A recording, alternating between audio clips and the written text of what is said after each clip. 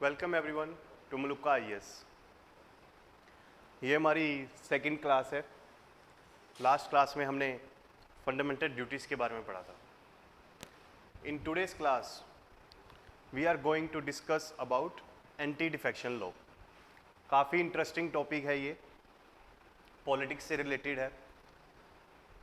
इस political act of defection को आप सभी न्यूज़ में बहुत बारी सुन रहे होंगे। आज उसी के बारे में हम समझेंगे कि इसके कॉन्स्टिट्यूशनल लीगल एस्पेक्ट्स क्या है, क्या इसकी सिग्निफिकेंस है, क्या इसके इश्यूज़ हैं, क्या इसमें सुधार यानी इम्प्रोवाइजेशंस लाई जानी चाहिए, वो सब आज हम इसमें समझेंगे। So without much ado we should start. तो एंटी डिफेक्शन की कहानी स्टार्ट होती है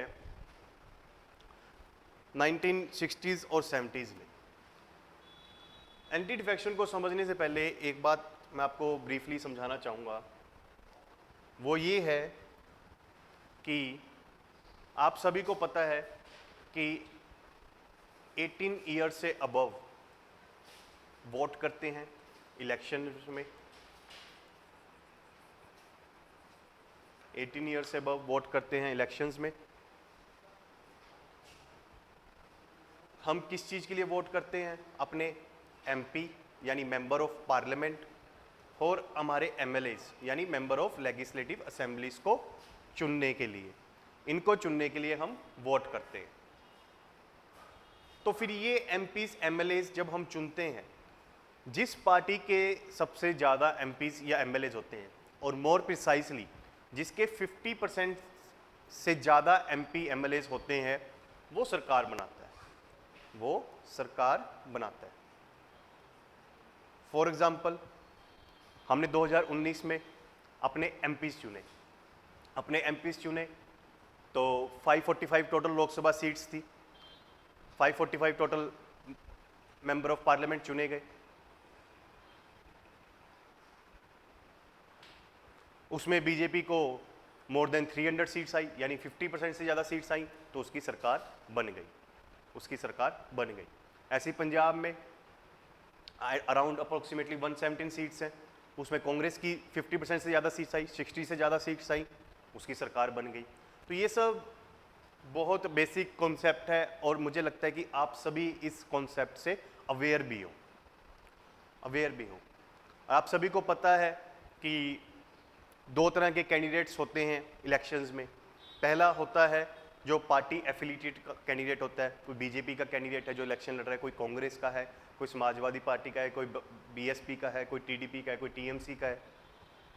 सेकंड कैटेगरी ऑफ कैंडिडेट्स होते हैं इंडिपेंडेंट कैंडिडेट्स, जो किसी भी पार्टी के सिंबल से नहीं लड़ते, किसी भी पार्टी से एफिलिएशन से नहीं लड़ते, यानी किसी भी पार्टी के सपोर्ट से नहीं लड़ते। उनको कोई फंडिंग नहीं मिलती, कोई उनको पॉलिटिकल वर्कर्स नहीं मिलते किसी पॉलिटिकल पार्टी के जो उनको मदद करेंगे कैंपेन में एक्सेट्रा। तो वो अपने दम पर इलेक्शन लड़ते हैं। तो यानी दो तरह के कैंडिडेट हैं, पार्टी एफिलिएटेड कैंडिडेट्स और इंडिपेंडेंट कैंडिडेट्स। अब आपको ये बात समझ आई। तीसरी बात समझो कि कोई एक मान लीजिए कैंडिडेट है पार्टी का, उसने इलेक्शन लड़ा, बीजेपी से लड़ा। अब मान लीजिए इलेक्शन के बाद वो कांग्रेस में स्विच कर जाए, वो बोले कि अब आज से मैं कांग्रेस का हुआ, बीजेपी को दगा दे जाए, बेवफाई कर जाए और कांग्रेस से इश्क लड़ाए। ऐसा हो सकता है। इसी को बोलते हैं डिफेक्शन, पार्टी स्विचिंग को बोलते हैं डिफेक्शन, कि आप एक पॉलिटिकल पार्टी को छोड़कर दूसरी पॉलिटिकल पार्टी के पास जा रहे हो। तो इसकी जो शुरुआत थी डिफेक्शन की, ये हमारी पॉलिटिक्स में 1960-70s में स्टार्ट हुआ। ये फिनोमेना हमारे इंडिया में 1960 से 70s में स्टार्ट हुआ। वर्ल्ड ओवर देखो, ऑस्ट्रेलिया में तो पहले से ही था, वहाँ पे बोला जाता था वाका जंपिंग, वाका जंपिंग। यूके में इसको पार्टी स्विचिंग बोलते हैं, हमारे यहाँ डिफेक्शन बोलते हैं या आयाराम गैराम पॉलिटिक्स बोलते हैं। तो यहाँ पे एक बात आप ध्यान रखना, जो ये डिफेक्शन होती है, ये जो डिफेक्शन होती है, ये जो पॉलिटिकल पार्टीज के जो इलेक्टेड मेंबर्स होते हैं, अगर वो दूसरी पॉलिटिकल पार्टी चूज कर लें, दूसरी पॉलिटिकल पार्टीज में स्विच कर दें, उसको हम डिफेक्शन बोलेंगे। ध्यान से सुनो। मान लीजिए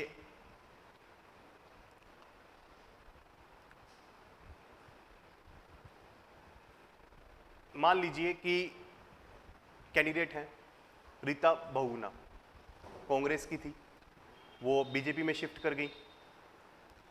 वो डिफेक्शन है, बट इस एक्ट के अंडर वो डिफेक्शन नहीं आएगा, मतलब उन पर कोई असर नहीं होगा इस एक्ट के थ्रू। एक और एग्जांपल हो ज्योतिराज सिंधिया, वो कांग्रेस के एमपी नहीं थे जब वो बीजेपी में शामिल हुए, उस वक्त कांग्रेस के एमपी वो नहीं थे, तो इसीलिए ज्योतिराज सिंधिया पे इस एक्ट का कोई असर नहीं आएगा। लेकिन जो इलेक्टेड कैंडिडेट्स हैं, जो एमपी एमएलएज बन चुके हैं, अगर वो पार्टी स्विच करते हैं तो इस एक्ट में एंटी डिफेक्शन लॉ में उन पर असर आएगा। क्या असर आएगा? वो अपनी सीट डिस्क्वालीफाइड कर जाएंगे, वो अपनी सीट डिस्क्वालीफाइड हो जाएगी उनकी, उनको अपनी सीट वेकेंट करनी पड़ेगी और फिर से इलेक्शन लड़ना पड़ेगा अगर उनको वो सीट चाहिए। तो ये ब्रीफिंग है। अब हम कहानी की तरफ आते हैं कि हुआ क्या था। देखो, मैंने आपको बताया कि 1960-70s में ये फिनोमिना स्टार्ट हुआ। फिनोमिना स्टार्ट हुआ इंडिया के हरियाणा में, हरियाणा स्टेट में। उस वक्त 81 सीट्स होती थी हरियाणा की, तो किसी को भी अगर मेजोरिटी चाहिए हरियाणा में तो उसको 40 से ज़्यादा सीट्स को जीतना पड़ेगा। तो 1967 में एक इंडिपेंडेंट कैंडिडेट थे जिनका नाम था गयालाल। आप पिक्चर में भी देख सकते हो, he is the Gayalal, he is the Gayalal. Independent candidate थे, तो वो कांग्रेस के या किसी और पॉलिटिकल पार्टी के चुनाव चिन्ह पर या उनके सपोर्ट से इलेक्शन नहीं लड़ा था। तो वो इलेक्ट हो गए, इलेक्शन का रिजल्ट आ गया एक्सेट्रा। तो क्या हुआ, जैसे ही इलेक्शन का रिजल्ट आया उसके कुछ घंटों बाद उन्होंने इंडियन नेशनल कांग्रेस को ज्वाइन कर लिया जी। फिर उसके कुछ घंटे बाद उन्होंने यूनाइटेड फ्रंट कोalition को ज्वाइन कर लिया। फिर शाम को उन्होंने फिर से इंडियन नेशनल कांग्रेस को ज्वाइन कर लिया। कि सुबह मान लीजिए उनकी संजय गांधी से बात हुई होगी, वो बोलते होंगे कि भाई 1 करोड़ पे देंगे तू कांग्रेस ज्वाइन कर ले। शाम को यूनाइटेड फ्रंट कोalition वालों ने बोल दिया होगा कि तुम्हें मिनिस्टर बना देंगे तो हमारी पार्टी ज्वाइन कर ले। और रात को कांग्रेस पार्टी ने बोला कि तुम्हें पैसे भी देंगे 1 करोड़ और मिनिस्टर भी बनाएंगे, तू कांग्रेस ज्वाइन कर ले, तो उसने रात को कांग्रेस ज्वाइन कर ली। तो ये कहानी चलती रही। फिर शाम को जब कांग्रेस ज्वाइन की तो कांग्रेस के लीडर थे राव बिरेंद्र सिंह, उन्होंने प्रेस कॉन्फ्रेंस में कहा कि गयालाल जो है अब आयालाल हो गया है, यानी कांग्रेस में वापिस आ गया है। तो तब से मीडिया ने इस फ्रेज को पकड़ा और तब से इस डिफेक्शन की पॉलिटिक्स को आयाराम गयाराम की पॉलिटिक्स का नाम दिया गया। तब से डिफेक्शन को इंडियन पॉलिटिक्स में आयाराम गयाराम पॉलिटिक्स के नाम से जाने लगा। तो ये सब बहुत बार हुआ है, जैसे 1980s में हुआ। भजनलाल वो भी हरियाणा से थे, जनता पार्टी की गवर्नमेंट से उन्होंने इलेक्शन लड़ा, जीता भी, मेजोरिटी भी आई। बट 1980s में क्या हुआ, इंदिरा गांधी इलेक्शन लड़के सेंटर पे फिर से पीएम बन गई। पीएम बन गई तो इंदिरा गांधी ने भजनलाल को इंसेंटिव्स दिए कि तुम कांग्रेस के साथ रहो, कांग्रेस के साथ रहो। एंड तो उन्होंने अपनी आपको भी और अपने सारे एमएलएस को साथ लेकर कांग्रेस ज्वाइन कर ली। अपने सभी साथियों के साथ कांग्रेस ज्वाइन कर ली, रातों रात कांग्रेस ज्वाइन कर ली। तो जो जनता पार्टी की गवर्नमेंट थी हरियाणा में, वो रातों रात कांग्रेस की गवर्नमेंट बन गई, कांग्रेस की गवर्नमेंट बन गई। तो इसीलिए भजनलाल को फादर ऑफ आयाराम गयाराम भी बोला जाता है कि भजनलाल ने सिर्फ ना खुद पार्टी स्विच करी बल्कि अपने सभी एमएलएस को भी पार्टी स्विच कराई। तो अब इस डिफेक्शन फिनोमिना से कि एक इलेक्टेड मेंबर ऑफ पार्लियामेंट या लेजिस्लेटिव असेंबली जब एक पार्टी को छोड़ के दूसरी पॉलिटिकल पार्टी ज्वाइन करता है, पार्टी स्विच करता है, तो उससे इश्यूज क्या हैं? देखो, सबसे बड़ा इश्यूज जो है, सबसे पहला वो है धोखा, वोटर्स के साथ धोखा। आपने इलेक्शन में मन बनाया कि इस बार तो कांग्रेस को हरा के रहेंगे, आपने बीजेपी के कैंडिडेट को चुन लिया, बीजेपी का कैंडिडेट बाद में इलेक्शन के बाद कांग्रेस में ज्वाइन कर गया, तो आपके साथ तो धोखा हो गया, इजंट इट? आपने मान लीजिए एप्पल का फोन ऑर्डर किया फ्लिपकार्ट या अमेजोन पे और पता चला कि सैमसंग का फोन आ गया आपके पास, तो आपके साथ तो चीट है, फ्रॉड है, धोखा है। तो वही धोखा वोटर्स के साथ होता है जब एक इलेक्टेड मेंबर दूसरी पार्टी में स्विच करता है। दूसरी, अब मान लीजिए कोई बीजेपी का कैंडिडेट है, बीजेपी ने उसके ऊपर, उस अपने कैंडिडेट के ऊपर ड्यूरिंग इलेक्शंस फंडिंग दी, अपने पॉलिटिकल वर्कर्स लगाए कैंपेन के लिए, अपने स्टार कैंपेनर्स भेजे, नरेंद्र मोदी जी, अमित शाह, स्मृति ईरानी, योगी आदित्यनाथ, जितने भी थे सब लगाए और उसको इलेक्शन जितवाया। बाद में वो क्या करता है, कांग्रेस में स्विच कर जाता है। तो उसने क्या किया, अपनी पॉलिटिकल पार्टी को डिसीट किया, धोखा दिया। तो ये भी यहाँ पे पॉलिटिकल इमोरलिटी की बात हो रही है। थर्ड, पॉलिटिकल अनस्टेबिलिटी आती है।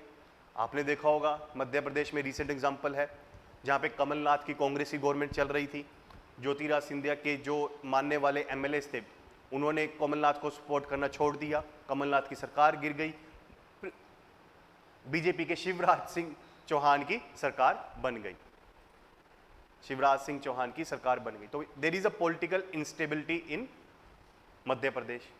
तो अगर ऐसे एमएलएस रातों रात एक पार्टी से दूसरी पार्टी में स्विच करते रहेंगे तो कोई भी सरकार स्थिर नहीं रहेगी, कोई भी सरकार स्थिर नहीं रहेगी। कभी एक साल बीजेपी की, 2 साल कांग्रेस की, तीसरे साल बीजेपी की, इस तरीके से सरकार चलती रहेंगी। तो इसीलिए डिफेक्शन को रोकना जरूरी था और इससे हॉर्स ट्रेडिंग भी बढ़ती है। हॉर्स ट्रेडिंग क्या होती है, बेसिकली एमएलए एमपीस की खरीद फरोख्त को हॉर्स ट्रेडिंग बोली जाती है। जैसे घोड़ों को खरीदा बेचा जाता है, उन पे बोली लगाई जाती है, वैसे ही एमपी एमएलए पे यहाँ पर बोलियां लगाई जाती हैं कि मैं तुझे 50 करोड़ दूंगा तो मेरे टीम में आ जा, दूसरा कह रहा है कि मैं तुझे 70 करोड़ दूंगा तो मेरी टीम में आ जा, एटसेट्रा। तो इस तरीके से हॉर्स ट्रेडिंग जो है एमपी एमएलए की होती है। तो ये पॉलिटिकली अनएथिकल काम है, इमोरल काम है, इसीलिए इसको रोकना जरूरी था। तो इसको रोकने के लिए एंटी डिफेक्शन लॉ आया, anti defection law 1985, anti defection law 1985 आया। तो राजीव गांधी की सरकार थी उस वक्त जब ये लॉ आया। राजीव गांधी ने एक नया एक्ट बनाया एंटी डिफेक्शन लॉ, प्लस में कॉन्स्टिट्यूशन में भी कुछ अमेंडमेंट किए। उस अमेंडमेंट का नाम था 52 अमेंडमेंट एक्ट ऑफ 1985। पिछली क्लास में मैंने आपको बताया था कॉन्स्टिट्यूशन क्या है, सिंपली एक किताब है, रूल्स की किताब है। उसमें उन्होंने कुछ रूल्स ऐड कर दिए रिगार्डिंग डिफेक्शन कि अगर कोई इलेक्टेड मेंबर जो है वो पार्टी स्विच करेगा तो वो डिस्क्वालीफाइड हो जाएगा। इसीलिए उन्होंने एक कॉन्स्टिट्यूशनल अमेंडमेंट भी किया और एक नया एक्ट भी लेके आए, एंटी डिफेक्शन लॉ 1985। तो कॉन्स्टिट्यूशनल अमेंडमेंट के थ्रू आर्टिकल 101, 102, 190, 191 में चेंजेस किए गए।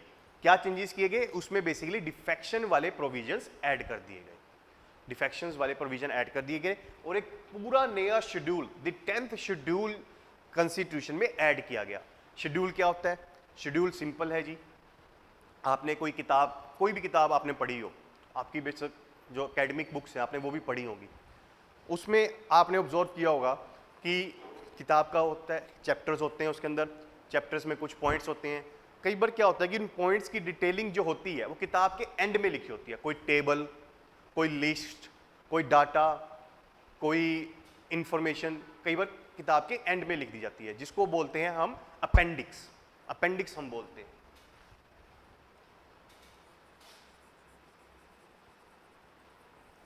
अपेंडिक्स हम बोलते हैं। तो वही अपेंडिक्स कॉन्स्टिट्यूशन की किताब को हम शेड्यूल बोलते हैं, हम शेड्यूल बोलते हैं, जिसमें डिटेलिंग लिखी होती है जो आर्टिकल्स कॉन्स्टिट्यूशन की किताब में लिखे होते हैं। तो इसीलिए 10th शेड्यूल में डिफेक्शन के बारे में डिटेलिंग लिखी हुई है। तो इसीलिए कॉन्स्टिट्यूशन ने एक नया शेड्यूल ऐड किया गया बाय 52 कॉन्स्टिट्यूशनल अमेंडमेंट एक्ट, जिसका नाम है 10th शेड्यूल। तो ये आर्टिकल्स में अब देखो, आर्टिकल 101 जो है वो बात करता है वेकेशन ऑफ सीट्स के बारे में। 102 बात करता है कि disqualification for membership, vacation of seats की कब एक एमपी या एमएलए अपनी सीट खाली करेगा, जैसे उसने रिजाइन कर दिया या उसकी डेथ हो गई एटसेट्रा। 102 बात करता है कि कब एक एमपी डिस्क्वालिफाइड हो जाएगा, कि उसकी सीट उसको मजबूरन खाली करनी पड़ेगी। फॉर एग्जाम्पल कि वो कोई या फॉर एग्जाम्पल आप डिस्क्वालिफिकेशन में लीजिए कि वो अनसाउंड माइंड का है, या उसका दिवालिया निकल गया है, या उसने फॉरेन सिटीजनशिप ले ली, तो उन सब केसेस में एक पर्सन डिस्क्वालिफाइड हो जाता है, वो एमपी की पोजीशन को होल्ड नहीं कर सकता। तीसरा केस है 103 कि इन सभी डिस्क्वालिफिकेशन के मेंबर पे फैसला कौन लेगा। तो ये कॉन्स्टिट्यूशन में एग्जिस्टिंग प्रोविजंस थे regarding vacation of seat, disqualification and decision on disqualification of MPs. तो जो एमएलएस की जो आर्टिकल्स थे उसमें आप 89 ऐड कर दो। कॉन्स्टिट्यूशन में आर्टिकल जो 190 है वो vacation of seats of MLA की बात करता है, 191 disqualification for membership of MLAs की बात करता है, और जो 192 है वो decision on question as to disqualification of members of MLAs की बात करता है, मेंबर्स ऑफ लेजिस्लेटिव असेंबली की बात करता है। तो मैं फिर से रिपीट कर दूं, 101, 102, 103 ये एमपीज के लिए, मेंबर्स ऑफ पार्लियामेंट के लिए, 190, 91 एंड 92 ये एमएलएस के लिए, मेंबर ऑफ लेजिस्लेटिव असेंबली के लिए, यानी स्टेट लेजिस्लेटिव असेंबलीज के मेंबर्स के लिए। तो वैसे इन आर्टिकल्स को डिटेल्स में हम पार्लियामेंट चैप्टर में पढ़ेंगे। अभी के लिए थोड़ा सा मैं आपको ओवरव्यू में दे चुका हूं। तो इस तरीके से ये आर्टिकल लिखे हुए हैं, इसी में अमेंडमेंट करके डिस्क्वालिफिकेशन ऑफ डिफेक्शन भी डाल दिया गया। 102 में देखो, आप देख सकते हो कि पर्सन जो है अगर 10th शेड्यूल के अंदर डिस्क्वालीफाइड होता है तो इस आर्टिकल में भी उसको डिस्क्वालिफिकेशन मान लिया जाएगा। और 103 में कहा गया है कि unsound mind, undischarged, insolvent, not citizen of India etcetera, इस केसेस में तो जो डिसाइडिंग अथॉरिटी है वो है प्रेसिडेंट एमपी के केस में, गवर्नर एमएलए के केस में, और वो इलेक्शन कमीशन की रिकमेंडेशन पे ये काम करेंगे कि किस पर्सन को डिस्क्वालीफाइड करना है। लेकिन इसमें यह भी लिखा हुआ है कि 10th शेड्यूल में यानी डिफेक्शन के केस में अगर कोई डिस्क्वालीफाइड होता है तो डिसाइडिंग अथॉरिटी कौन है? Speaker. Speaker in the case of Lok Sabha, chairman in the case of Rajya Sabha, यानी presiding officer of the house is the deciding authority to decide upon the defection cases. तो इन सभी को मैं आपको एग्जांपल के तौर पे समझाऊंगा, बट अभी हम थोड़ी ब्रीफिंग ले रहे हैं इस टॉपिक के बारे में। जैसे जैसे हम इस टॉपिक को समझते जाएंगे एक एक करके आपके दिमाग में सारी चीज़ें क्लियर होती जाएंगी। सो डोंट वरी, अभी ये मत समझना कि ऊपर से जा रहा है, अभी आपको समझ आता जाएगा। ये 52 कॉन्स्टिट्यूशनल अमेंडमेंट एक्ट ने 52 ने क्या किया था? एंटी डिफेक्शन प्रोविजंस कॉन्स्टिट्यूशन में डाल दिए। 91st कॉन्स्टिट्यूशनल अमेंडमेंट एक्ट ने एक छोटा सा चेंज किया है इसमें, वो मैं आपको चैप्टर के एंड में बताऊंगा। तो अब आ जाते हैं कि इस प्रोविजन, एंटी डिफेक्शन एक्ट के प्रोविजंस हैं क्या, लिखा क्या हुआ इसमें। पहला है कि डिस्क्वालिफिकेशन, अगर कोई डिफेक्शन करता है तो वो डिस्क्वालीफाइड हो जाएगा, उसकी सीट खाली हो जाएगी, वो अपनी position as a MP MLA hold नहीं कर सकता। तो वो कब होगा डिफेक्शन? जैसे अगर एक कोई मेंबर है पॉलिटिकल पार्टी का, यहां पे मेंबर आम पॉलिटिकल वर्कर की बात नहीं हो रही, जो इलेक्टेड मेंबर है, जो एमपी एमएलए हैं किसी भी पॉलिटिकल पार्टी के, बीजेपी के हो, कांग्रेस के हो एक्सेट्रा, अगर वो अपनी पॉलिटिकल पार्टी की मेंबरशिप जो है छोड़ देता है, अगर वो अपनी पॉलिटिकल पार्टी की मेंबरशिप छोड़ देता है तो वो डिस्क्वालीफाइड हो जाएगा, उसकी एमपी एमएलए की सीट चली जाएगी। फॉर एग्जाम्पल आप देखो ज्योतिराज सिंधिया, यहां पे देखो दो एग्जाम्पल हैं। एमपी में क्या हुआ था? ज्योतिराज सिंधिया के 22 एमएलए थे जो ज्योतिराज सिंधिया को अपना आका मानते थे, अपना गॉडफादर मानते थे, अपना माई बाप मानते थे। उन्होंने क्या किया? ज्योतिराज सिंधिया के कहने पे कमलनाथ गवर्नमेंट को विड्रॉ, अपना सपोर्ट विड्रॉ कर दिया। उन्होंने कांग्रेस की मेंबरशिप छोड़ दी, कांग्रेस की मेंबरशिप छोड़ दी, तो वो 22 के 22 एमएलए क्या हो गए? डिस्क्वालीफाइड, उनकी एमएलए की सीट चली गई, उनको नया इलेक्शन लड़ना पड़ा। किसकी सीट, किसकी टिकट पे? बीजेपी की। एक बात। दूसरी बात सुनो ज्योतिराज सिंधिया की। ज्योतिराज सिंधिया ने भी कांग्रेस छोड़ी और बीजेपी ज्वाइन की, बट ज्योतिराज सिंधिया जो थे वो इलेक्टेड मेंबर नहीं थे, तो इसीलिए उन पर कोई डिस्क्वालिफिकेशन का चार्ज नहीं लगा। डिफेक्शन थी, ये भी पार्टी स्विचिंग थी, कांग्रेस से बीजेपी में वो आए, लेकिन डिस्क्वालिफिकेशन हुआ ही नहीं। क्यों? क्योंकि उनके पास सीट ही नहीं थी। लेकिन जो उनके सपोर्टिव एमएलए थे जिन्होंने कांग्रेस को छोड़ा, voluntary give up of membership of Congress party, उनको डिस्क्वालिफिकेशन फेस करना पड़ा, उनको डिस्क्वालिफिकेशन फेस करना पड़ा। They got disqualified because of voluntary give up of membership. एक और एग्जांपल लो, कर्नाटका में जुलाई 2019 में कांग्रेस और जनता दल सेक्युलर जेडीएस की सरकार चल रही थी, जिसके सीएम थे कुमार स्वामी, एचडी कुमार स्वामी। तो हुआ क्या, डिफेक्शन हुआ कांग्रेस के 10 एमएलए और 3 जेडीएस के एमएलए, इन्होंने अपनी अपनी पॉलिटिकल पार्टी की मेंबरशिप छोड़ दी। ये कौन है, इलेक्टेड मेंबर्स हैं, एमएलएज हैं, आम पॉलिटिकल वर्कर नहीं है, जो इलेक्टेड है। इन्होंने मेंबरशिप छोड़ी, इनको डिस्क्वालिफिकेशन फेस करनी पड़ी, इनको अपनी एमएलए की सीट छोड़नी पड़ी। दूसरा डिस्क्वालिफिकेशन का केस कब आता है अंडर दिस लॉ, कि कोई पर्सन अगर अपने पॉलिटिकल पार्टी के विप के ऑर्डर को अगर नहीं मानता तो डिस्क्वालिफाइड हो जाएगा। होता क्या है कि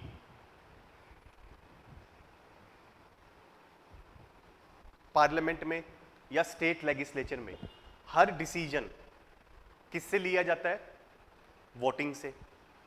अब एमपी एमएलए जो हैं वोट करते हैं और उस पर डिसीजन लिया जाता है। फॉर एग्जांपल कोई बिल को पास करना है तो वोटिंग होती है, कोई रेजोल्यूशन पास करना है तो वोटिंग होती है, एटसेट्रा।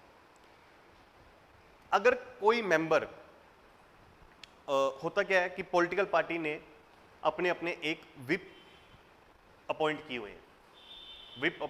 विप क्या है कि एक लीडर होता है पॉलिटिकल पार्टी का, बीजेपी का, कांग्रेस का, समाजवादी पार्टी का, टीएमसी का, सबका एक एक लीडर होता है पार्लियामेंट में और स्टेट लेजिस्लेटिव असेंबली में।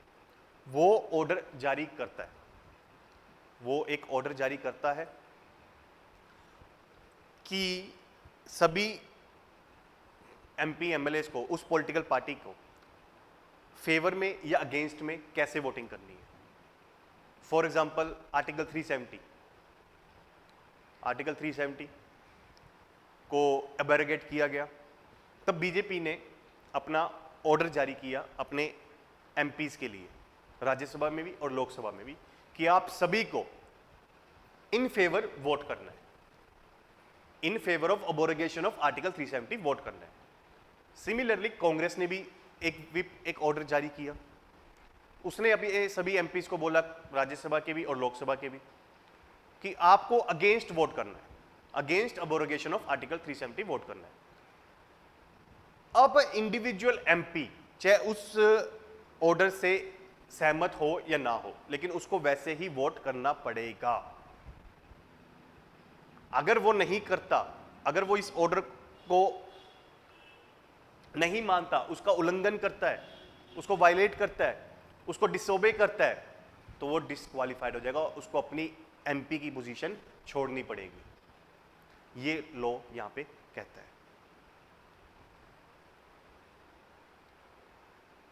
अगर पॉलिटिकल पार्टी ने उसका एक्ट जो था वो माफ कर दिया 15 दिनों में, जिसमें उसने डिसोबे किया ऑर्डर को, तब तो ठीक है। अगर माफ नहीं किया तो वो डिस्क्वालिफाइड हो जाएगा, फॉर एग्जाम्पल भुवनेश्वर कालिटा, ये कांग्रेस के विप इंचार्ज थे राज्यसभा में।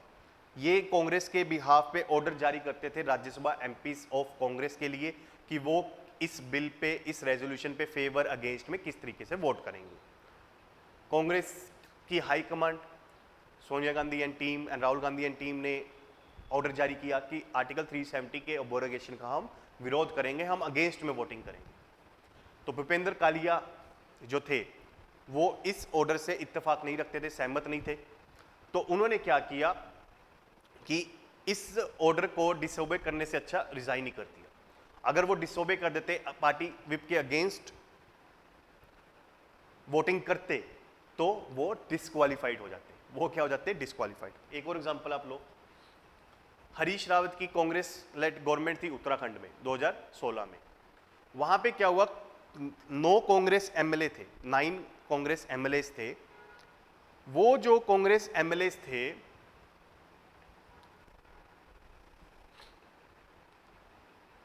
उन्होंने पार्टी विप के अगेंस्ट वोटिंग की। कैसे? एप्रोप्रिएशन बिल होता है बेसिकली बजट बिल।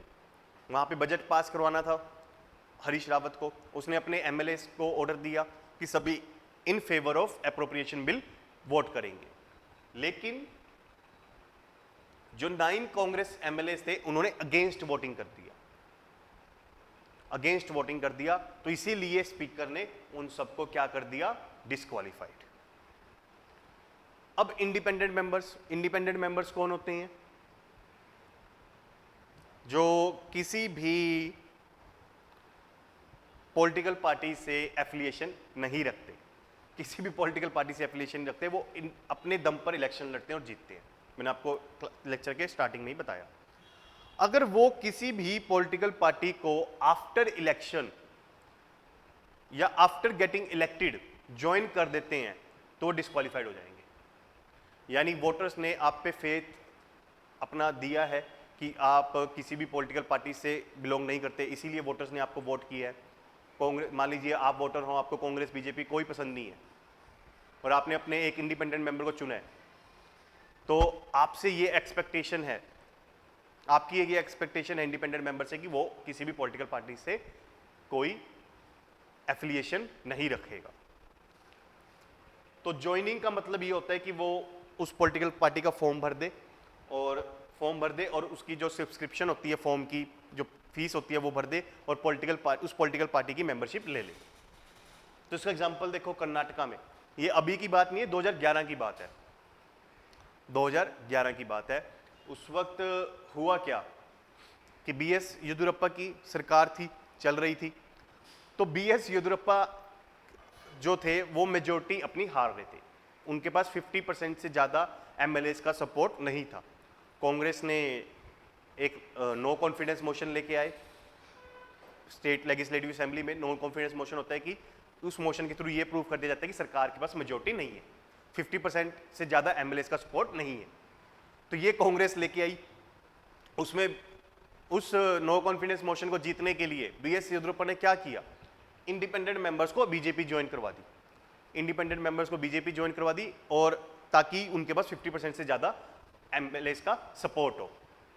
ठीक है, तो फिर कांग्रेस ने क्या किया, स्पीकर के पास गए और बोले कि इन मेंबर्स को आप डिस्क्वालीफाइड कर दो क्योंकि ये इंडिपेंडेंट मेंबर्स ने बीजेपी को ज्वाइन कर लिया है, और स्पीकर ने उनको डिस्क्वालीफाइड कर दिया, डिस्क्वालीफाइड कर दिया। अब आते हैं नॉमिनेटेड मेंबर्स की बात। नॉमिनेटेड मेंबर्स कौन होते हैं? देखो, एक तो मेंबर्स होते हैं जो इलेक्शन लड़के लोकसभा, राज्यसभा या स्टेट लेजिस्लेटिव असेंबली या काउंसिल में जाते हैं। दूसरे होते हैं नॉमिनेटेड मेंबर्स, जिनको इलेक्शन नहीं लड़ना पड़ता, प्रेसिडेंट, गवर्नर पार्लियामेंट के लिए और स्टेट लेजिस्लेटिव असेंबली के लिए रिस्पेक्टिवली उनको नॉमिनेट कर देते हैं। जैसे सचिन तेंदुलकर राज्यसभा के एमपी थे, रेखा राज्यसभा की एमपी थी, तो उन्होंने कोई इलेक्शन नहीं लड़ा, वो नॉमिनेशन के थ्रू गए थे। तो राज्यसभा में 12 हैं, लोकसभा में 2 थे एंग्लो इंडियंस, अभी वो उसको रिवोक कर दिया गया सिस्टम को। तो बेसिकली राज्यसभा में ही आज के टाइम पे नॉमिनेशन के थ्रू आप एमपी बन सकते हो।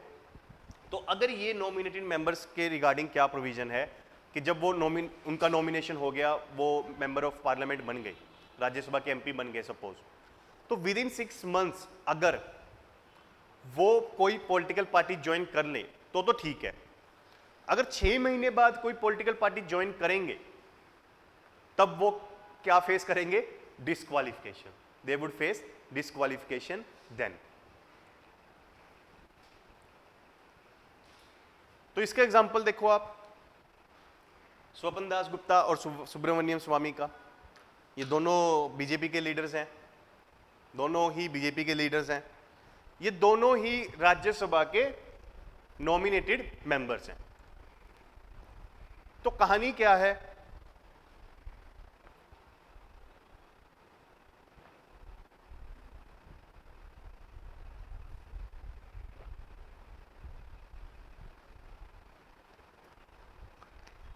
कहानी यह है कि जो सुब्रमण्यम स्वामी थे, जब उनको नॉमिनेट किया गया बीजेपी द्वारा, तो उन्होंने with in 6 months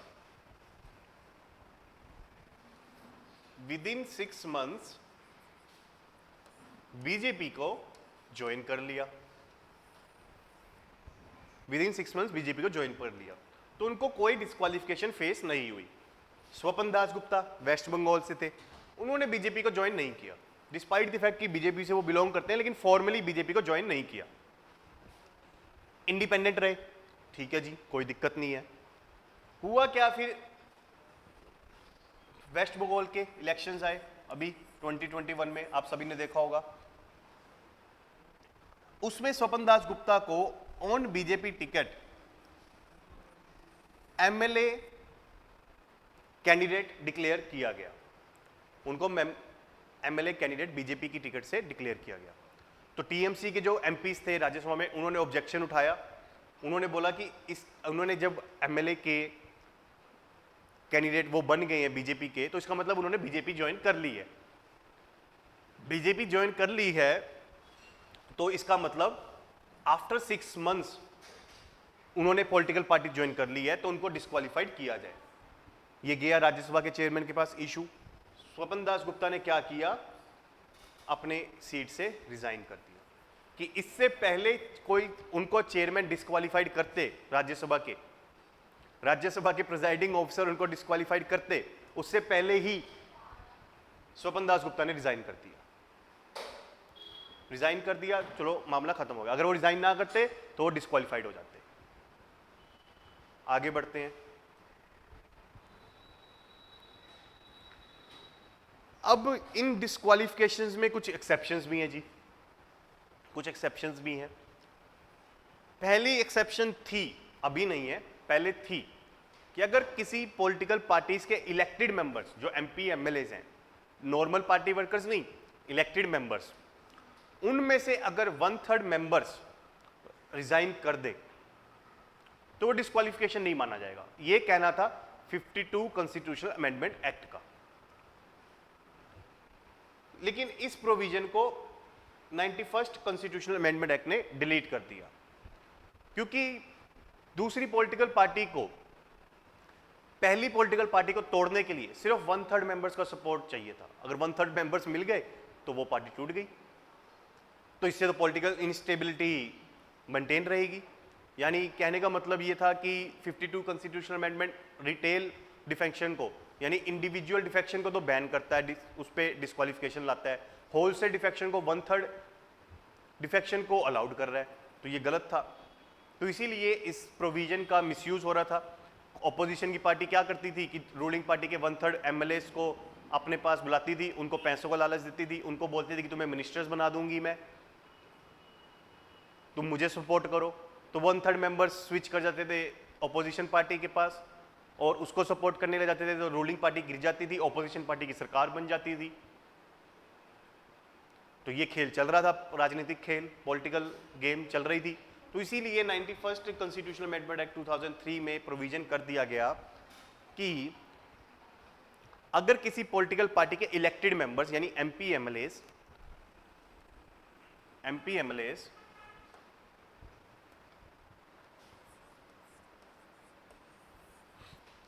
2/3 MP MLAs अगर रिजाइन करते हैं, प्लस में दूसरी पॉलिटिकल पार्टी को ज्वाइन करते हैं, अगर दूसरी पॉलिटिकल पार्टी को ज्वाइन करते हैं तो उसको डिफेक्शन नहीं माना जाएगा। मिनिमम 2/3 एमपीज को रिजाइन करना है अपनी पॉलिटिकल पार्टी से, और ये कंपलसरी है कि उसको दूसरी पॉलिटिकल पार्टी ज्वाइन भी करनी है। अगर वो इंडिपेंडेंट रहते हैं तो वो डिस्क्वालीफाइड हो जाएंगे। इस कंडीशन पे उनको डिस्क्वालिफिकेशन नहीं माना जाएगा on the ground of defection. तो यानी बल्क में अगर डिफेक्शन हो रही है तब अलाउड है, इसके एग्जांपल देखो आप। 2019 में बीजेपी ने इलेक्शन जीता, 300 से ज्यादा सीट आई। उसके बाद क्या हुआ, राज्यसभा में एक पॉलिटिकल पार्टी थी टीडीपी। किसकी पार्टी है ये? चंद्रबाबू नायडू, आंध्र प्रदेश में चंद्रबाबू नायडू एक लीडर है, उनकी पॉलिटिकल पार्टी है टीडीपी। उनके 6 एमपीज थे राज्यसभा में, 6 राज्यसभा में एमपीज थे, तो उसका 2/3 कितना हुआ? 4। 2/3 ऑफ 6 इज 4। सिंपल मैथमेटिक्स है। तो टीडीपी के 4 एमपीज जो थे उन्होंने रिजाइन किया, किससे? टीडीपी से, और उन्होंने क्या किया? बीजेपी को ज्वाइन कर लिया। इन्होंने ऐसा किया तो उन पे कोई डिस्क्वालिफिकेशन का चार्ज नहीं आया, वो डिस्क्वालिफाइड नहीं हुए। अगेन इलेक्टेड मेंबर्स की बात हो रही है, नॉर्मल पॉलिटिकल वर्कर्स की बात नहीं हो रही। ये सारी कहानी एंटी डिफेक्शन की इलेक्टेड मेंबर्स की है। एक और एग्जांपल लो, सिक्किम में 2019 में इलेक्शन हुए, 32 टोटल सीट्स हैं, उसमें 15 सिक्किम डेमोक्रेटिक फ्रंट के कैंडिडेट्स ने इलेक्शन जीता और 17 सिक्किम क्रांतिकारी मोर्चा के। बीजेपी का वहां पे कोई एमएलए नहीं था। बीजेपी ने क्या किया, सिक्किम डेमोक्रेटिक फ्रंट के 10 एमएलए को खरीद लिया, ये देखो खरीद लिया, उनको बीजेपी में शामिल करवा दिया। अब 2/3 ऑफ 15 कितना है, 10। जब इन्होंने 10 ने बीजेपी को ज्वाइन कर लिया इन एमएलएज ने, तो कोई डिस्क्वालिफिकेशन उन पर नहीं लगी, कोई डिस्क्वालिफिकेशन नहीं लगी। तो बीजेपी की 10 मेंबर्स हो गए सिक्किम असेंबली में। बीजेपी ने कोई इलेक्शन नहीं लड़ा, कुछ नहीं किया, सिर्फ इलेक्टेड मेंबर्स को खरीद लिया और अपनी प्रेजेंस सिक्किम में इंश्योर करवा ली। अब आते हैं कि दूसरी एक्सेप्शन क्या है, कि अगर कोई एमपी एमएलए अगर स्पीकर या चेयरमैन बन जाता है, स्पीकर लोकसभा का, राज्यसभा का चेयरमैन अगर वो बन जाता है और वो अपनी पॉलिटिकल पार्टी को छोड़ देता है, वॉलंटरी गिव अप कर देता है, उस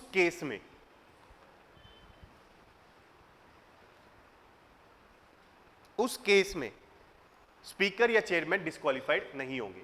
है तो स्पीकर और चेयरमैन बेसिकली एमपी हैं, मेंबर ऑफ पार्लियामेंट है, उन्होंने अपनी पॉलिटिकल पार्टी छोड़ दी after becoming presiding officer of the house, तो उस केस में उनको डिस्क्वालिफिकेशन फेस नहीं करनी होगी। ये इसलिए क्योंकि जब वो अपनी पॉलिटिकल पार्टी को छोड़ते हैं तो उससे क्या होता है कि वो political impartiality, political neutrality, political objectivity maintain कर पाते हैं जब वो हाउस को रन करेंगे। हाँ, लोकसभा या राज्यसभा को जब वो चलाएंगे तो वो political neutrality, political objectivity maintain रख पाएंगे। That's what's the objective of this provision, तभी ये डिस्क्वालिफिकेशन नहीं की गई। इसका एग्जांपल लीजिए, डॉक्टर नीलम संजीवा रेड्डी, ये स्पीकर थे 1970s में। जब वो स्पीकर इलेक्ट हुए तो उन्होंने कांग्रेस की मेंबरशिप छोड़ दी, कांग्रेस की मेंबरशिप छोड़ दी तो उन पे डिस्क्वालिफिकेशन नहीं लगा। अब आते हैं कि इन सब डिस्क्वालिफिकेशन को डिसाइड कौन करता है। पहले ही मैं बता चुका हूं, इसको करता है presiding officer of the house, जैसे कि लोकसभा हाउस के presiding officer speaker, Rajya Sabha house के प्रिसाइडिंग ऑफिसर चेयरमैन। ये डिस्क्वालिफिकेशन डिसाइड करते हैं कि ये पर्सन डिस्क्वालिफाइड होगा या नहीं होगा। और जो प्रिसाइडिंग ऑफिसर डिसीजन लेते हैं वो फाइनल होता है, वो किसी भी कोर्ट में चैलेंज नहीं किया जाएगा। ये ओरिजिनली 52 कॉन्स्टिट्यूशनल अमेंडमेंट एक्ट में मेंशन था। बट एक केस हुआ कियोटो होलवन वर्सेस जिचलू केस 1993, उसमें सुप्रीम कोर्ट बोली कि स्पीकर के फैसले को या चेयरमैन के फैसले को सुप्रीम कोर्ट में चैलेंज किया जा सकता है। उसको सुप्रीम कोर्ट में चैलेंज किया जा सकता है अगर वो फैसला मैलाफाइड है। मैलाफाइड का मतलब होता है बैड इंटेंशन से लिया हुआ फैसला, गलत इरादों से लिया हुआ फैसला, गलत तथ्यों को लेके, गलत फैक्ट्स को, रॉन्ग फैक्ट्स को लिया हुआ फैसला, एक पॉलिटिकल पार्टी को फेवर करने के लिए लिया हुआ फैसला। अगर ऐसे फैसले हैं तो उस केस में जुडिशरी के पास आप जा सकते हो और स्पीकर के डिसीजन को null and void, invalid declare करवा सकते हो, इनवैलिड डिक्लेयर करवा सकते हो। इसका एग्जांपल मैं अभी आपको दूंगा, 2-3 एग्जांपल दूंगा।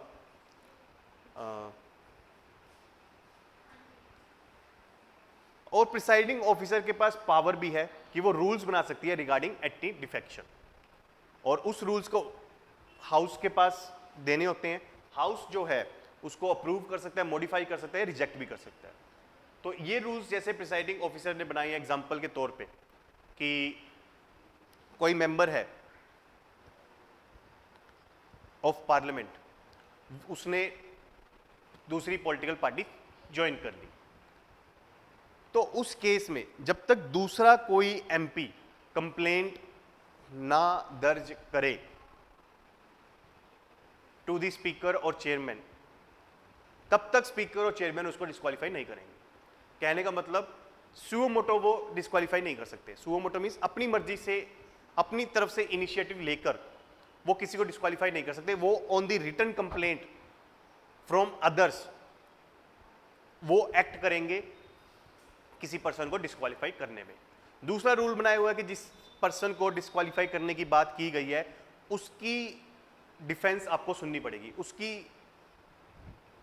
आप कह सकते हो कि उसकी बात भी आपको सुननी पड़ेगी, उसका पक्ष भी आपको सुनना पड़ेगा, उसकी साइड भी आपको सुननी पड़ेगी, तभी आप फैसला सुनाओगे। तो ये रूल्स बनाए हुए हैं। और भी बहुत सारे रूल्स हैं, वो हमारे एग्जामिनेशन पॉइंट ऑफ व्यू से इंपॉर्टेंट नहीं है, तो ये एग्जाम्पल के तौर पे मैंने आपको बता दिया है। तो बस ये याद रखना है कि स्पीकर जो है वो रूल्स बनाते हैं फॉर एंटी डिफेक्शन लॉ, और उसको हाउस को देते हैं, वो अप्रूव डिसअप्रूव मॉडिफाई कर सकती है। और एक रूल मैंने आपको बताया एग्जाम्पल के तौर पे कि जब तक रिटर्न कंप्लेंट किसी और मेंबर की तरफ से ना आए तब तक वो एक्ट नहीं करते, और जिस मेंबर की कंप्लेंट है उसको उसकी साइड सुननी भी मैंडेटरी है। तो इसीलिए इमीडिएट इफेक्ट नहीं होगा कोई भी पर्सन अगर डिस्क्वालीफाइड होता है।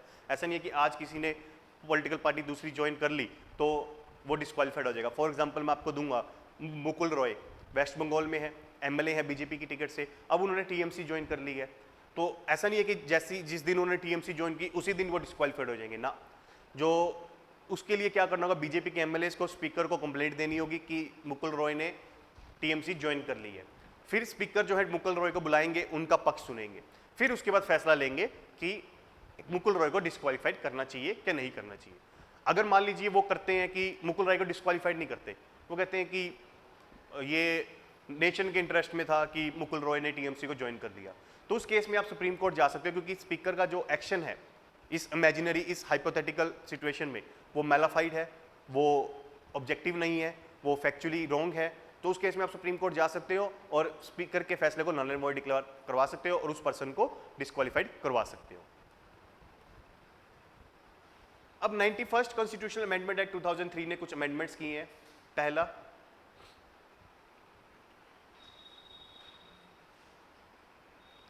पहला उन्होंने अमेंडमेंट किया था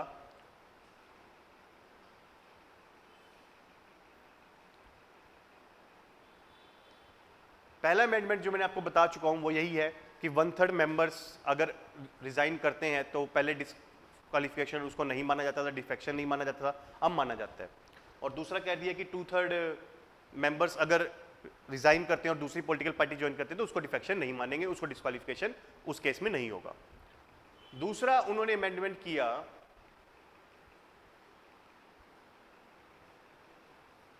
कि जो मंत्रिमंडल है, जो काउंसिल ऑफ मिनिस्टर्स हैं, चाहे सेंटर में हो, यूनियन का हो या स्टेट का हो, वो मंत्रिमंडल की जो उस पर एक लिमिट बांध दी गई है। मतलब number of ministers in that council of minister can not exceed 15% of total strength of that particular house. Example के तौर पे सुनो आप, लोकसभा में अराउंड 543 या 545 मेंबर्स हैं, 543 मान लेते हैं एक बार, ये फैक्चुअली मुझे भी थोड़ा चेक करना पड़ेगा। उसका 15% कितना हुआ, अराउंड 81 और 82, है ना। तो number of ministers in Modi government और in Modi's council of minister can not exceed 82 से ज्यादा मेंबर्स नहीं हो सकते। इसी तरीके से हरियाणा में कितने मेंबर्स हैं, 90। स्टेट लेजिस्लेटिव असेंबली के कितने एमएलएज हैं, 90। तो 15% कितना हुआ हरियाणा का, 13। तो number of ministers in Manohar Lal council of minister can not exceed 13। इसी तरीके से पंजाब में 117 है, तो 15% इसका कितना हुआ, अराउंड 16 और 17। तो Amarinder Singh council of minister में 70 से ज्यादा मिनिस्टर नहीं हो सकते। अगर किसी काउंसिल ऑफ मिनिस्टर में फॉर एग्जांपल गोवा में 40 एमएलएज हैं तो 15% इसका कितना हुआ, 6। लेकिन यहां पे कह रहे हैं कि minimum state council of minister कितने होंगे, 12। तो यानी गोवा में 12 काउंसिल ऑफ मिनिस्टर रखने की इजाजत होगी। तो minimum state council of minister 12 होंगे। अब समझने वाली बात है कि ये प्रोविजन क्यों लाया गया, क्योंकि देखो हर एमएलए मिनिस्टर बनना चाहता है, हर एमएलए क्या बनना चाहता है, मिनिस्टर। तो वो सीएम पे पीएम पे दबाव देता रहता है कि मुझे भी मंत्री बना दो जी, मुझे भी मंत्री बना दो जी। अब सभी मिनिस्टर बन गए तो लेजिस्लेचर का काम कौन करेगा, और इतने ज्यादा मिनिस्टर रख जाएंगे तो एडमिनिस्ट्रेटिव एफिशिएंसी पे भी फर्क आएगा। उस पर भी इफेक्ट आएगा, वो कम हो जाएगी, क्योंकि बहुत सारी मिनिस्ट्रीज बनानी पड़ेंगी, ऐसी ऐसी मिनिस्ट्रीज बनानी पड़ेगी जिसकी नीड भी नहीं है, जरूरत भी नहीं है। ऊपर से कोलेशन पॉलिटिक्स हो, जिसमें कई सारी पॉलिटिकल पार्टीज मिलकर सरकार बना रही हो, तो उसमें जो कोलेशन पार्टनर्स हैं वो कहते हैं कि हमें ज़्यादा से ज़्यादा सीट दो, मिनिस्टर बर्थ दो, हमें हमारे MP MLAs को ज़्यादा से ज़्यादा मिनिस्टर बनाओ। तो उस केस में यहाँ पे लिमिट लगा दी, तो PM CM के पास एक बहाना आ गया कि जी कॉन्स्टिट्यूशन मुझे 15% से ज़्यादा मिनिस्टर बनाने की इजाज़त नहीं देता, मेरे हाथ खड़े हैं, मैं बना ही नहीं सकता, अगर मैंने बना दिए तो आप डिस्क्वालीफाइड हो जाओगे। अब जैसे हरियाणा का एग्जांपल लो, कोलिशन गवर्नमेंट है वहाँ पे BJP और JGP की, 40 मेंबर्स हैं BJP के, अराउंड दिस 8-9 मेंबर्स हैं JGP के, और 32 मेंबर्स हैं अराउंड कांग्रेस के, बाकी इंडिपेंडेंट मेंबर्स हैं। तो BJP और JGP की मिलकर सरकार बनी हुई है। JGP कह रही है कि 13 मिनिस्टर टोटल बन सकते हैं इंक्लूडिंग CM, तो 3 मिनिस्टर बनाए गए JGP से, 10 मिनिस्टर बनाए गए BJP से। अब JGP वाले कह रहे कि हमें और मिनिस्टर दो, हमारे MLAs को और MLAs को मिनिस्टर बनाओ। अब मनोहर लाल ने हाथ खड़े कर दिए कि जी मैं बना ही नहीं सकता, 13 तो टोटल है, 13 से ज़्यादा मैं बना ही नहीं सकता। तो इस तरीके से इस पर एक लिमिट लग जाती है। MLA या MPs CM PM को ज़्यादा प्रेशराइज नहीं कर सकते कि हमें मिनिस्टर्स बनाओ, क्योंकि एक लिमिट यहाँ पे लगा दी गई है ताकि वो अपना लेजिस्लेटिव फंक्शन प्रॉपरली कर सके, एडमिनिस्ट्रेटिव एफिशिएंसी रहे, गुड गवर्नेंस रहे, इसीलिए ये लिमिट लगाई गई है। दूसरा प्रोविजन है कि अगर कोई MP MLA डिस्क्वालीफाइड हो जाता है on the ground of defection, तो वो एज ए मिनिस्टर भी डिस्क्वालीफाइड हो जाएगा। जैसे MP में 6 मिनिस्टर्स थे जिन्होंने कांग्रेस से रिजाइन कर दिया था कमलनाथ गवर्नमेंट में,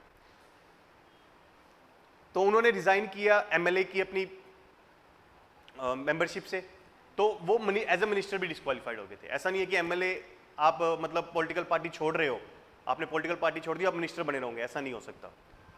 दूसरा, अगर कोई रेन्यूमरेटिव पॉलिटिकल पोस्ट भी अगर आपको मिली हुई है, उससे भी आपको रेजिग्नेशन देना पड़ेगा। रेन्यूमरेटिव पॉलिटिकल पोस्ट होती है, जैसे संबित पात्रा को ONGC का इंडिपेंडेंट डायरेक्टर बनाया हुआ है, सुभाष बराला एक BJP के MP हैं, उनको Haryana state public enterprise department का हेड बनाया हुआ है। तो अगर ये मेंबर्स पार्टी स्विचिंग करते हैं तो वो डिस्क्वालीफाइड हो जाएंगे वो पॉलिटिकल पोस्ट को होल्ड रखने के लिए भी।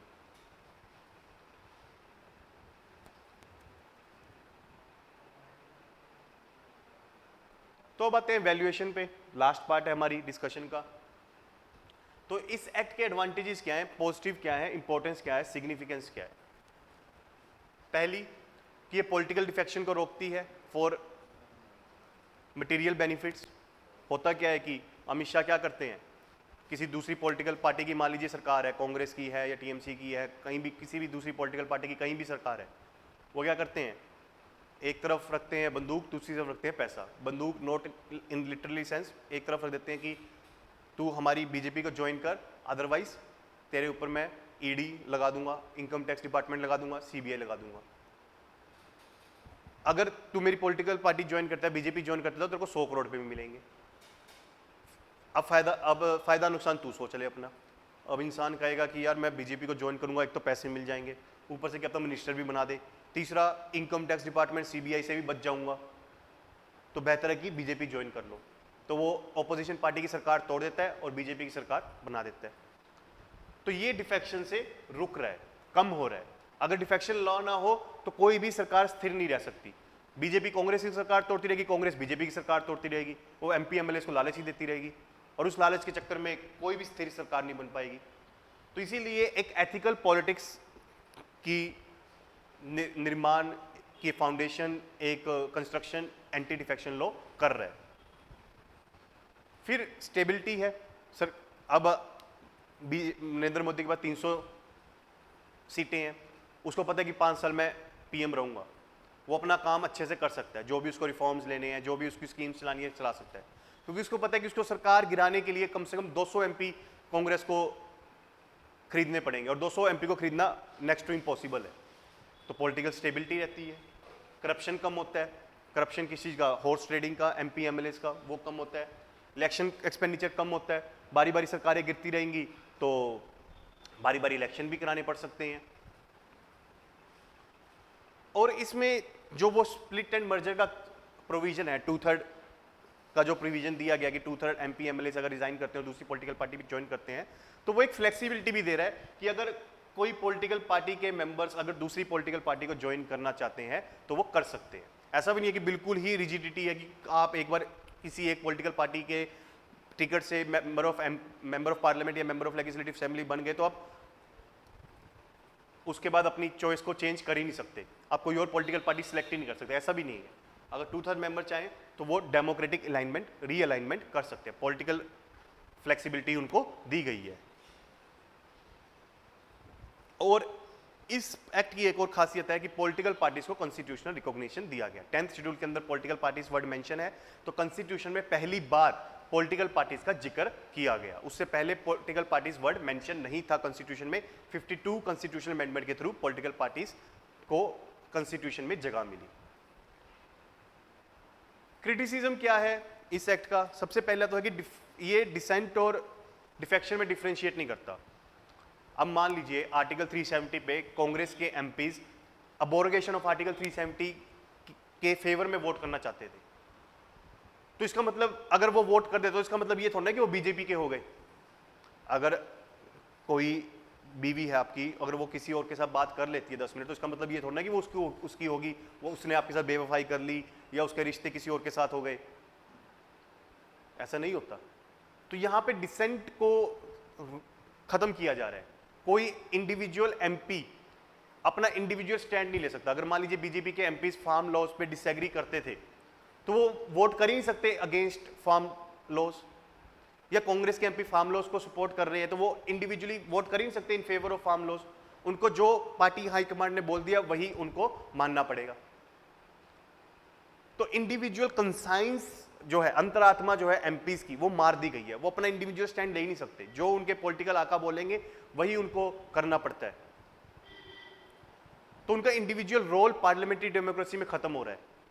पार्टी बॉसिज्म के नाम पे, पार्टी डिसिप्लिन के नाम पे, पार्टी कमिटमेंट के नाम पे, पार्टी स्टेबिलिटी के नाम पे इंडिविजुअल एमपीज को खत्म किया जा रहा है इस एक्ट के थ्रू। दूसरा है कि रिटेल डिफेक्शन को तो ये बैन करता है, लेकिन होलसेल डिफेक्शन को लीगलाइज करता है। इंडिविजुअल एमपी दूसरी पॉलिटिकल पार्टी चुन नहीं सकता, लेकिन 2/3 एमपी चुन सकते हैं दूसरी पॉलिटिकल पार्टी को। तो ये भी क्रिटिसिज्म है। ये कहा जा रहा है कि इस फ्लेक्सिबिलिटी को खत्म किया जाए। Any kind of defection is bad, any kind of defection should be disqualified. तीसरी है कि लेजिस्लेचर के बाहर अगर कोई एंटी पार्टी एक्टिविटी करता है, पार्टी के खिलाफ कोई एक्टिविटी करता है, तो उसमें डिस्क्वालिफिकेशन नहीं होता। लेजिस्लेचर के अंदर आपने वोटिंग दूसरी पॉलिटिकल पार्टी के फेवर में कर दी एक्सेट्रा, तो आप डिस्क्वालिफाइड हो, बट आउटसाइड आप कुछ बोलते हो तो डिस्क्वालिफाइड नहीं होंगे। जैसे कई बीजेपी के एमपीज एमएलए थे या लीडर्स थे, वो फार्म लॉज के अगेंस्ट बोल रहे थे, तो उस केस में डिफेक्शन नहीं हो सकता। लेकिन विद इन लेजिस्लेचर उन्होंने वोट कर दिया फार्म लॉज के अगेंस्ट तो वो डिस्क्वालिफाइड हो जाते। इंडिपेंडेंट और नॉमिनेटेड मेंबर में डिस्क्रिमिनेशन आर्टिफिशियल है, सुपरफिशियल है, आर्बिट्रेरी है। अब इंडिपेंडेंट मेंबर को कोई चॉइस नहीं है कि वो कोई पॉलिटिकल पार्टी चुन सकते हैं, लेकिन नॉमिनेटेड मेंबर को चॉइस दी गई है कि 6 महीने की कि वो कोई पॉलिटिकल पार्टी चुन सकती है अपनी मर्जी की। तो ये डिस्टिंक्शन खत्म करने की जरूरत है। प्रिसाइडिंग ऑफिसर जो डिसीजन मेकिंग अथॉरिटी है डिफेक्शन के लिए, स्पीकर, चेयरमैन, वो पार्शियल है, बायस्ड है, वो पॉलिटिकल फैक्टर्स पे डिसीजन लेते हैं, ऑब्जेक्टिव डिसीजन नहीं लेते।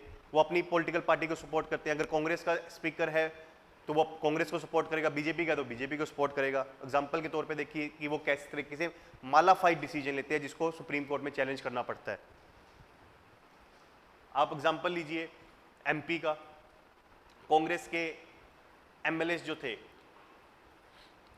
उन्होंने कांग्रेस के स्पीकर को एनपी प्रजापति को अपना रेजिग्नेशन दिया, तो उन्होंने उस रेजिग्नेशन को एक्सेप्ट ही नहीं किया। उन्होंने मान लिया कि वो एमएलए हैं।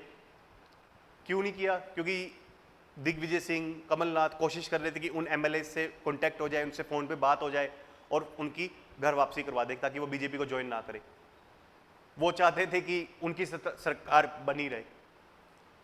वो चाहते थे कि उनको थोड़ा और लालच दे देंगे फ़ोन पे, पैसों का, मिनिस्ट्रियल बर्थ का एक्सेट्रा, तो वो कांग्रेस को छोड़ के नहीं जाएंगे। तो इसलिए उन्होंने रेजिग्नेशन एक्सेप्ट ही नहीं किया। बीजेपी गई फिर सुप्रीम कोर्ट, क्योंकि डिसीजन क्या था? मालाफाइड।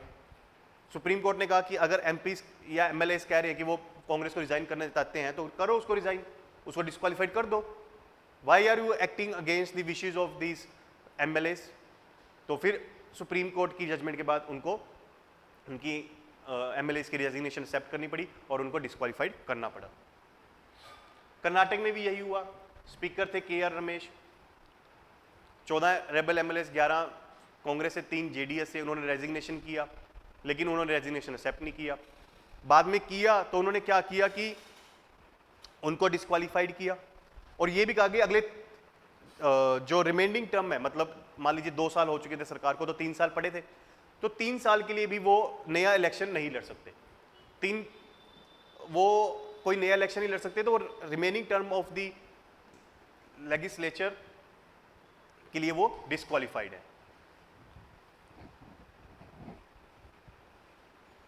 तो ये सुप्रीम कोर्ट में केस गया। सुप्रीम कोर्ट ने बात कही कि आप इसको डिस्क्वालीफाइड कर सकते हो, fine, we have no objection to this, but remaining term के लिए आप इसको डिस्क्वालीफाई नहीं कर सकते। वो नया इलेक्शन लड़के अगर चुन के आ जाते हैं तो वो एमएलए बन सकते हैं।